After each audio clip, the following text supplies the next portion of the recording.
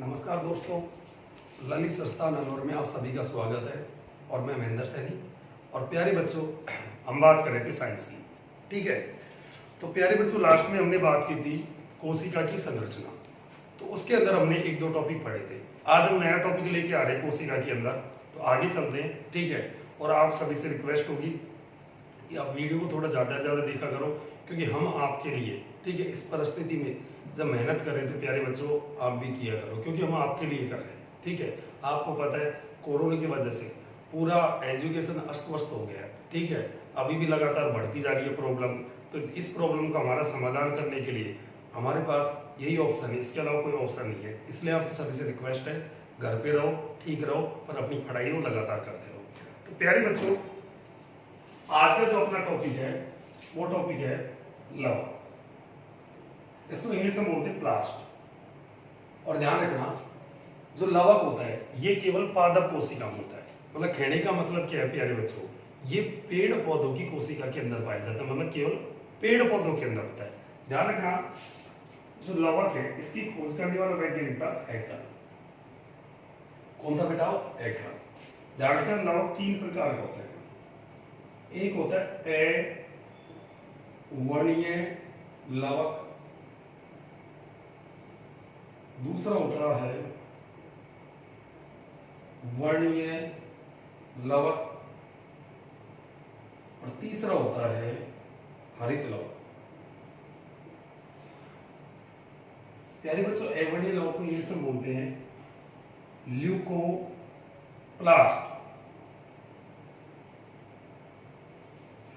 वर्णीय लवक को बोलते हैं प्यारे बच्चों क्रोमोप्लास्ट,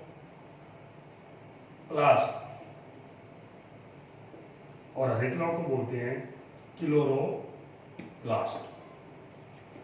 तो प्यारे बच्चों, आपसे जनरली पूछा जाए कि जो ल्यूकोप्लास्ट है या क्रोमोप्लास्ट है या क्लोरोप्लास्ट है, ये किस कोशिका के अंदर पाए जाते हैं? तो प्यारे बच्चों ध्यान रखना, ये तीनों किस किस से है? लवक के। और लवक किस में होता है? पादप कोशिका, मतलब पेड़ पौधों कोशिका के अंदर। तो ध्यान रखना बेटा, ये तीनों भी किसके अंदर होंगे? पादप कोशिका के अंदर। ठीक है, अब आगे चलते इसके बाद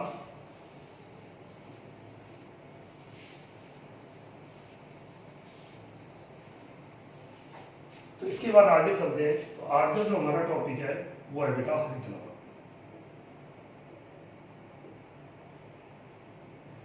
इंग्लिश में इसको बोलते हैं क्लोरोप्लास्ट।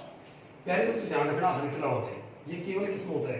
पादप कोशिका में, मतलब पेड़ पौधों की कोशिका के अंदर।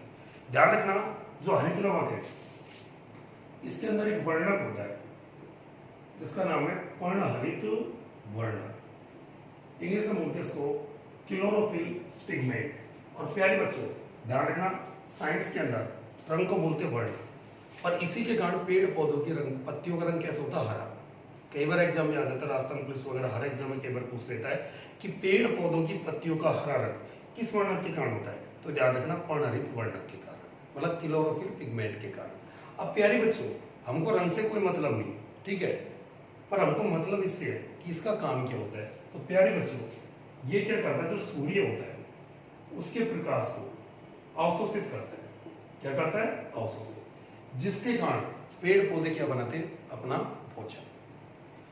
अब प्यारे बच्चों, पेड़ पौधे अपना भोजन कब बनाएंगे? जब उनके अंदर क्या होना चाहिए? पर्णहरित वर्ण। और ये कब होगा?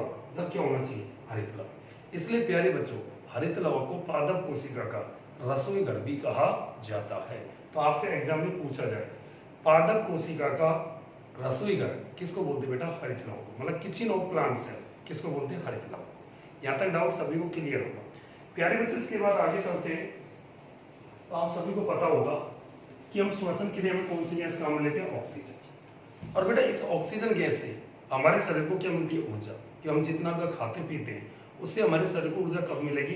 जब हमारे शरीर के अंदर क्या पहुंचनी चाहिए? ऑक्सीजन। और उसके बाद वहां से बाहर कौन सी निकलती है? CO2। समझ में आ गई बात? ठीक है, इसी तरह बेटा जितने भी जानवर हैं, ठीक है, इंसान भी जानवर ही, सभी श्वसन के लिए ऑक्सीजन गैस काम लेकर कौन सी छोड़ते हैं? CO2। अब बात आती बेटा पेड़ पौधों की। तो बच्चे ज्यादातर क्या समझते हैं कि सर पेड़ पौधे श्वसन क्रिया में CO2 गैस लेते हैं, कौन से छोड़ते हैं? ऑक्सीजन। पर ऐसा कुछ भी नहीं है बेटा, पेड़ पौधे ये भी श्वसन क्रिया में कौन से लेते हैं? ऑक्सीजन, और कौन सी छोड़ते हैं? CO2। मतलब कहने का मतलब क्या है, जानवर और बेटा पेड़ पौधे ये सभी श्वसन क्रिया में कौन सी गैस काम में लेते हैं? ऑक्सीजन। और कौन सी छोड़ते हैं? CO। ठीक है।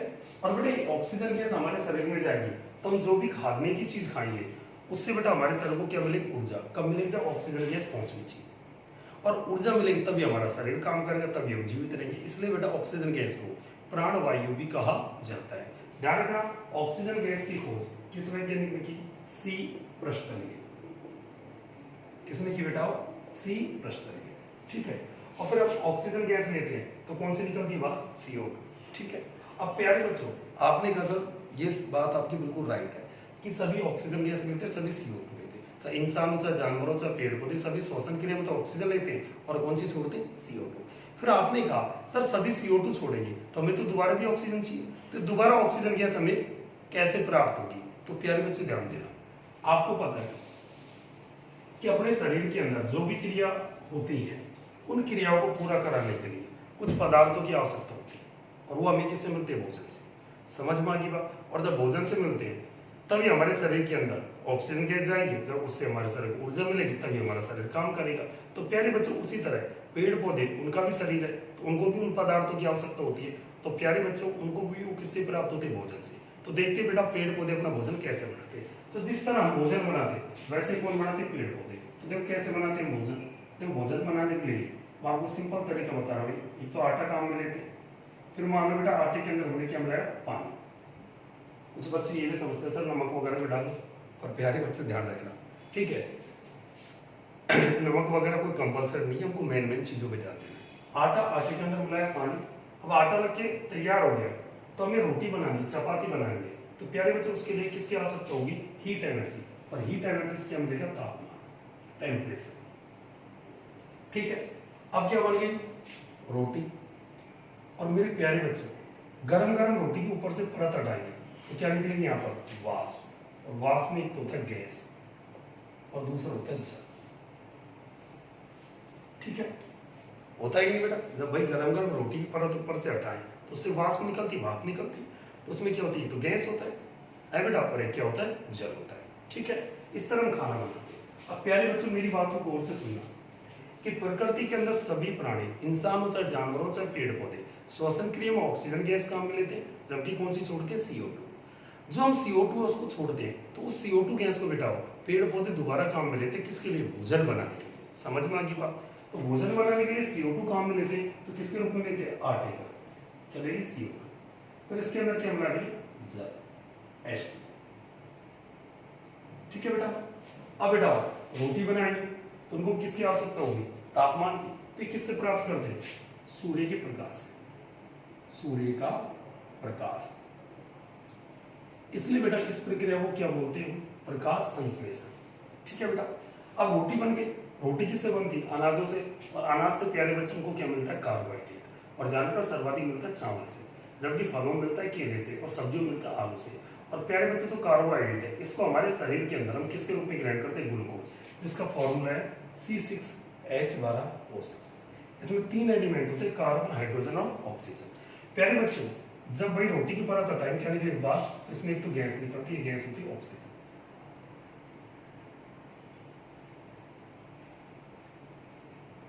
और प्यारे बच्चों किससे अलग होती है? जल से। और पेपर में कई बार इंपॉर्टेंट क्वेश्चन है कि प्रकाश संश्लेषण की प्रक्रिया में कौन सी गैस बाहर निकलती है? तो ध्यान रखना ऑक्सीजन। किससे अलग होती है? जल से। ध्यान देना दोबारा, प्रकृति के अंदर बेटा सभी प्राणी श्वसन क्रिया में कौन सी गैस काम लेते हैं? ऑक्सीजन। कौन सी छोड़ते हैं? CO2। इसलिए ऑक्सीजन गैस को प्राणवायु भी कहा जाता है। जबकि पेड़ पौधे श्वसन क्रिया में तो ऑक्सीजन लेते हैं परंतु भोजन बनाने में कौन से लेते हैं? CO2। पेड़ पौधे अपना भोजन किसकी उपस्थिति में बनाते हैं? सूर्य के प्रकाश। इसलिए इस प्रक्रिया को क्या बोलते हैं? प्रकाश संश्लेषण। और प्रकाश संश्लेषण की प्रक्रिया में कौन सी गैस बाहर निकलती है? ऑक्सीजन, जो कि किससे अलग होती है? जल से। अभी ऑक्सीजन गैस है ये दोबारा किसके अंदर आ जाएगी? वायुमंडल के अंदर, वातावरण के अंदर, और उसको अपन श्वसन क्रिया में काम में लेते हैं। इस तरह प्रोसेस चलता रहता है, सिस्टम चलता रहता है। अब प्यारे बच्चों कई बार ये होता है कि भाई रात में पेड़ पौधे, रात में सूर्य का, भाई पेड़ पौधे अपना भोजन सूर्य के प्रकाश की उपस्थिति में बनाते हैं। अब प्यारे बच्चों रात में तो सूर्य का प्रकाश होता ही नहीं है भाई, तो पेड़ पौधे अपना भोजन नहीं बढ़ाएंगे, केवल श्वसन क्रिया करेंगे। और श्वसन क्रिया करेंगे तो ऑक्सीजन लेंगे और क्या छोड़ेंगे? CO2। अब आपने कहा सर CO2 छोड़ेंगे तो हमको तो रात में ऑक्सीजन चाहिए, तो रात में ऑक्सीजन हमें कहाँ से मिलेगी? तो प्यारे बच्चों कुछ पेड़ पौधे ऐसे हैं, नीम, पीपल, बरगद, तुलसी, चंदन, ये ऐसे पेड़ पौधे हैं जो दिन में तो अपना भोजन बनाते हैं परंतु रात में भी सूर्य का जो कम प्रकाश है उसमें अपना भोजन बना लेते हैं। समझ में आ गई बात? ठीक है, और वो चीज मैं आपको आगे समझाऊंगा किस तरह बनाती है। ठीक है प्यारे बच्चों, क्वेश्चन ये भी पूछा जाता है कि प्रकाश संश्लेषण, पेड़ पौधे अपना भोजन बनाने इस प्रक्रिया का नाम क्या है? प्रकाश संश्लेषण। तो प्रकाश संश्लेषण की प्रक्रिया को पूरा कराने के लिए किस किस पदार्थ की आवश्यकता होती है? मतलब कहने का मतलब क्या है कि बेटा प्रकाश संश्लेषण प्रक्रिया किसको बोलते हैं? कि जिसके कारण पेड़ पौधे क्या बना रहे हैं? भोजन बनाते, उस पूरी प्रक्रिया को प्रकाश संश्लेषण बोलते हैं।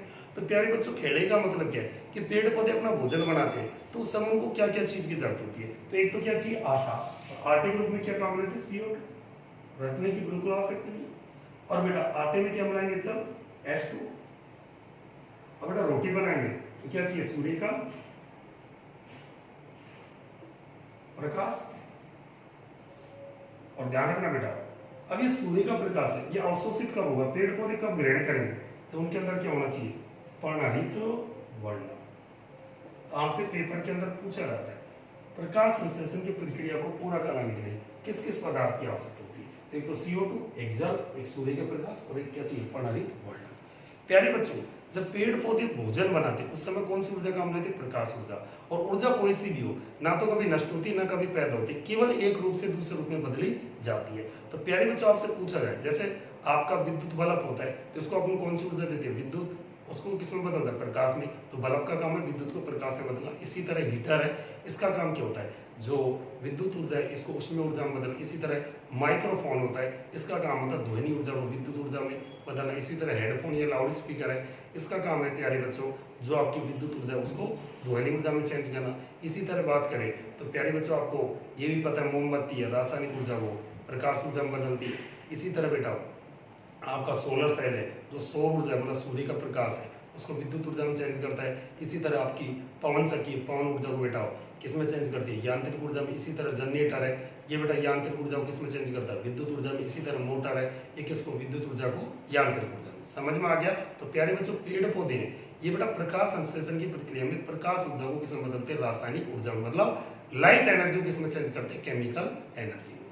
प्यारे बच्चों क्वेश्चन ये भी आता है कि पेड़ पौधे जब भोजन बनाते इस प्रक्रिया बोलते हैं प्रकाश संश्लेषण। और प्रकाश संश्लेषण की प्रक्रिया को पूरा कराने के लिए लगभग कितने तापमान की आवश्यकता होती है? तो प्यारे बच्चों ध्यान रखना लगभग 30 से 35 डिग्री सेंटीग्रेड तापमान की आवश्यकता होती है। इसके बाद बेटा आगे चले तो यहाँ तक तो किसी बच्चों को डाउट नहीं होगा। ठीक है,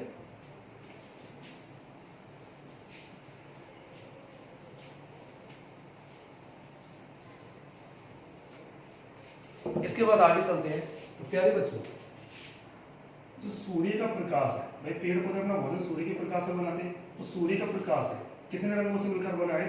7 रंगों से। इसलिए बेटा सूर्य के प्रकाश को श्वेत रंग का प्रकाश भी कहा जाता है। और इसके बारे में सबसे पहले किसने बताया? Sir Isaac Newton. किसने बताया बेटा? Sir Isaac Newton. ये न्यूटन का पूरा नाम है। समझ में आ गई बात? जिसे बेटा भौतिक विज्ञान का पिता भी कहा जाता है। कौन था बेटा? Sir Isaac Newton. समझ में आ गई बात? ध्यान रखना बेटा, इसने बताया कि भाई सूर्य का प्रकाश 7 रंगों से मिलकर बना होता है। और प्यारे बच्चों हम भी बता सकते हैं क्योंकि आपने देखा होगा वर्षा के दिनों में सूर्य की विपरीत दिशा में जो इंद्रधनुष बनता है उसमें कितने रंग होते हैं बेटा? 7। अब देखते हैं बेटा कौन कौन से।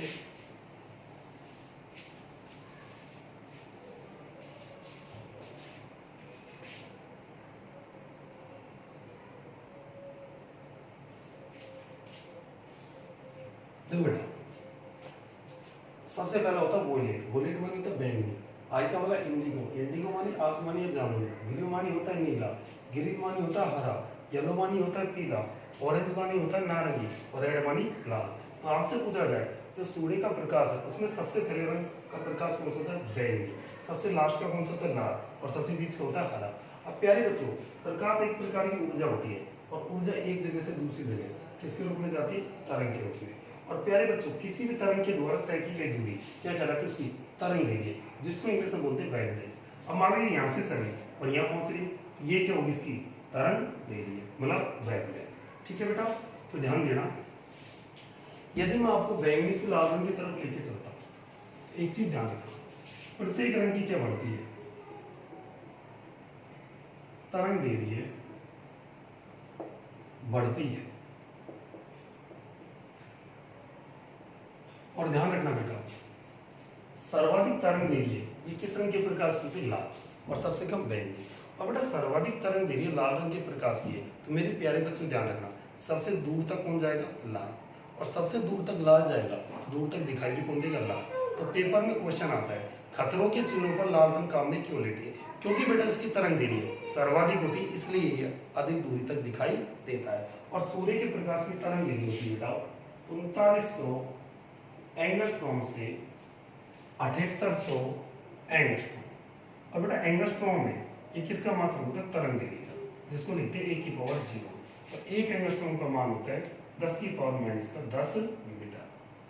अब मान लो बेटा ये सूर्य के सातों रंग है, ये सूर्य से पृथ्वी पर आ रहे हैं, तो सबसे पहले और सबसे ज्यादा कौन सा रंग है, लाल, इसके पीछे कौन सा आएगा, नारंगी, इसके पीछे कौन सा आएगा, येलो, इसके पीछे कौन सा आएगा, हरा, ग्रीन, इसके पीछे आएगा ब्लू, इसके पीछे आएगा वॉयलेट, और सबसे पीछे आएगा इसके पीछे आएगा इंडिगो, और सबसे पीछे वॉयलेट। अब मान लो ये कोई पेड़ है, अभी अपना भोजन बनाएगा, तो सूर्य के प्रकाश की उपस्थिति में बनाएगा। तो बेटा ध्यान रखना, ये जो पेड़ है इसके पास सबसे ज्यादा और सबसे पहले किस रंग का प्रकाश आएगा, लाल। तो ध्यान रखना बेटा, आपसे पूछा जाए कि बेटा जो पेड़ पौधे अपना भोजन बनाते इस प्रक्रिया बोलते हैं प्रकाश संश्लेषण, तो प्रकाश संश्लेषण की प्रक्रिया सर्वाधिक किस रंग के प्रकाश में होती है, बेटा ध्यान रखना, सबसे पहले और ज्यादा कौन सा है, लाल, तो सबसे ज्यादा होती है लाल में, सबसे कम किस में होती है, बैंगनी में। परंतु बेटा किस रंग के प्रकाश में बिल्कुल नहीं होती, हरे में। किसमें नहीं होती, हरे में। तो आपसे पूछा जाए प्रकाश संश्लेषण की प्रक्रिया सर्वाधिक किस रंग के प्रकाश में होती है, लाल, सबसे कम किस में होती है, बैंगनी, और बिल्कुल किस में नहीं होती, हरे में। प्यारे बच्चों आपने कहा सर हरा तो बीच में, भाई हरा तो बीच में, बैंगनी से लास्ट में, जब भी उसमें हो रही है पर कम हो रही है, पर हरे में बिल्कुल क्यों नहीं हो रही। तो प्यारे बच्चों ध्यान रखना, हमको कोई भी चीज दिखाई देती है वो किसके कारण, प्रकाश के कारण। और किस तरह, जैसे मान लो इधर कोई दीवार है और हम ये देखना चाहे अंधेरे में इस दीवार पर क्या चीज लिखा हुआ है, तो प्यारे बच्चों मेरे पास टॉर्च है, तो टॉर्च को मैंने जलाया और टॉर्च की जो लाइट है प्रकाश उसको मैंने दीवार की तरफ भेजा, तो ये दीवार पर जाएगी, दीवार से टकरा कर फिर गाएगी हमारी आंखों पर, तभी हमको दिखाई देगा। और कोई भी चीज जिधर से जा रही है उधर ही वापस आ जाए, इसको बोलते हैं परावर्तन। तो हमको कोई वस्तु दिखाई देती है वो किसके कारण, प्रकाश के परावर्तन। और प्यारे बच्चों किसी वस्तु का हमको रंग भी दिखाई देता है, ये भी किसके कारण, प्रकाश के परावर्तन। और जो वस्तु जिस रंग का परावर्तन करती है वो उसी रंग की दिखाई देती है। तो प्यारे बच्चों आपने देखा होगा पेड़ पौधे की पत्ती कैसे दिखती है, हरी। अब बेटा होता क्या है, भाई पत्ती इन पर सूर्य के सातों रंग ही पड़ते, तो ये क्या करते, 6 रंग होता अवशोषित कर लेते, मतलब अपने पास रोक लेते। और जो हरा रंग है इसका क्या करते, परावर्तन। जब हरा रंग का परावर्तन करेंगे तो हमारी आंखों पर कौन सा आएगा, हरा। अब जो हरा रंग हमारी आंखों पर आएगा तो हमको हरा दिखाई देगा। तो बेटा पेड़ पौधों ने हरा रंग का तो परावर्तन कर दिया, तो हरा रंग तो उनके पास बचा ही नहीं। तो ध्यान रखना, हरे रंग के प्रकाश में प्रकाश संश्लेषण की प्रक्रिया बिल्कुल भी नहीं होती है, क्योंकि बेटा पेड़ पौधे हरे रंग के प्रकाश का क्या कर देते हैं, परावर्तन। तो ध्यान रखना, प्रकाश संश्लेषण की प्रक्रिया सर्वाधिक किस रंग के प्रकाश में, लाल, सबसे कम किसमें, बैंगनी, और किसमें नहीं होती, हरे में। समझ में आ गई बात, क्योंकि बेटा पेड़ पौधे हरे रंग के प्रकाश का क्या कर देते हैं, परावर्तन। तो आपसे पूछा जाए प्रकाश संश्लेषण सर्वाधिक प्रक्रिया किसमें होती है, लाल। लाल ऑप्शन नहीं है तो कौन होगा, नारंगी। नारंगी नहीं है, पीला। पीला नहीं है तो ब्लू, नीला। नीला नहीं है तो इंडिगो, आसमानी जामुनी, और ये नहीं है तो बेटा वॉयलेट। समझ में आ गई बात। अब प्यारे बच्चों इसके बाद आगे चले तो पेड़ पौधों ने अपना भोजन बना लिया, और पेड़ पौधे भोजन बनाने के बाद इसको इकट्ठा कहां पर करते हैं, स्टोर कहां पर करते हैं। तो प्यारे बच्चों ध्यान रखना, पेड़ पौधे अपना भोजन स्टार्च या मंड के रूप में, स्टार्च व मंड के रूप में पत्तियां व तने के अंदर क्या करते हैं, इकट्ठा। अब आपको पता है भाई गाड़ी आप चलाते हो तो गाड़ी के अंदर पेट्रोल डीजल डालते हो, तो पेट्रोल डीजल है वो गाड़ी का भोजन। समझ में आ गई बात। इसी तरह स्टार्च और मंड है, ये पेड़ पौधे का भोजन है। और बेटा पेट्रोल डीजल क्या बोलते हैं, ईंधन। इसलिए बेटा स्टार्च और मंड को पेड़ पौधों का संचित ईंधन मतलब स्टोरेज फ्यूल भी कहा जाता है। तो आपसे पूछा जाए तो प्यारे बच्चों पेड़ पौधों का संचित ईंधन किसे बोलते हैं, स्टार्च और मंड को। जबकि बेटा पेड़ पौधे के अलावा सभी जीव जंतु चाहे इंसान हो चाहे जानवर ग्लाइकोजन के रूप में अपना भोजन किसके रूप में, ग्लाइकोजन के रूप में। किसमें बेटा, लीवर। लीवर में हिंदी बोलते क्या करा। और बेटा मांसपेशियों के अंदर क्या करते हैं, इकट्ठा मतलब संचित। इसलिए बेटा ग्लाइकोजन को सभी जीव जंतुओं का संचित ईंधन भी कहा जाता है। बेटा हमारे शरीर में लीवर कितना होता है, 1, और मांसपेशियां कितनी होती है बेटा, 639। कितनी होती है बेटा, 639। अब प्यारे बच्चों, भाई पेड़ पौधों ने अपना भोजन बना लिया। अब भोजन बनाने के बाद इकट्ठा कहां पर किया, पत्तियों में या तने के अंदर। अब प्यारे बच्चों, ये तनी पत्तियां तो काम करती नहीं, सॉरी ये तनी पत्ती काम करे, काम तो सभी से करेंगे, तो भोजन को पत्तियों सभी भागों तक पहुंचाना पड़ेगा।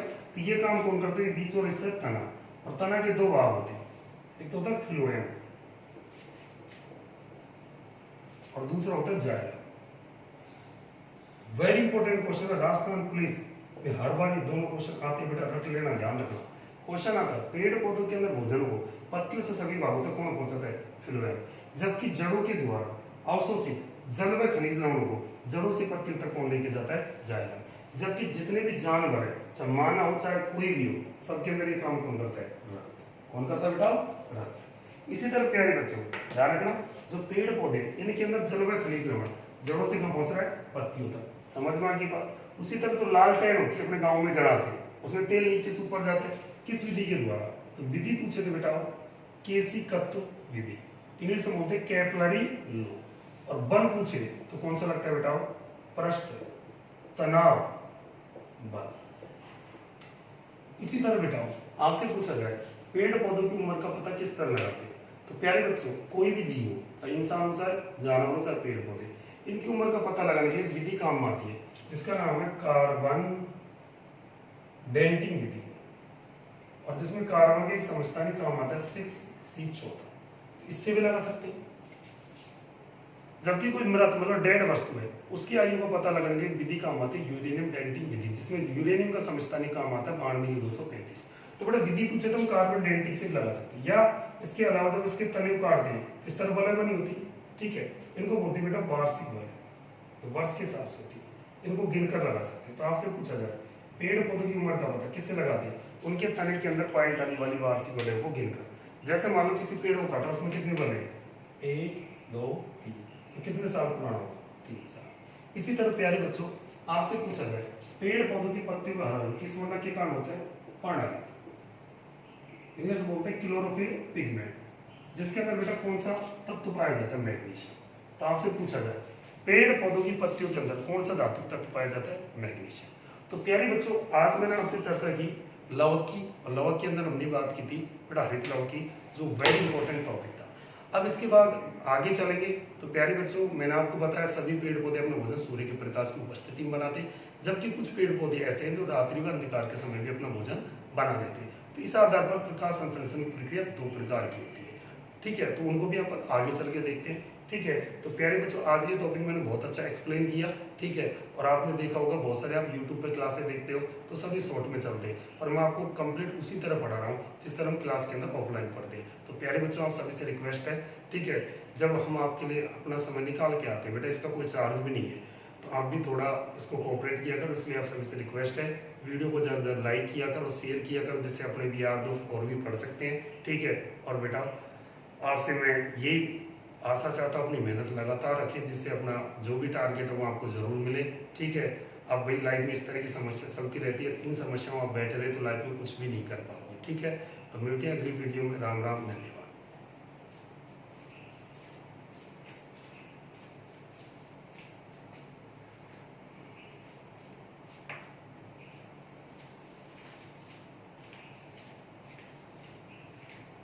कौन सा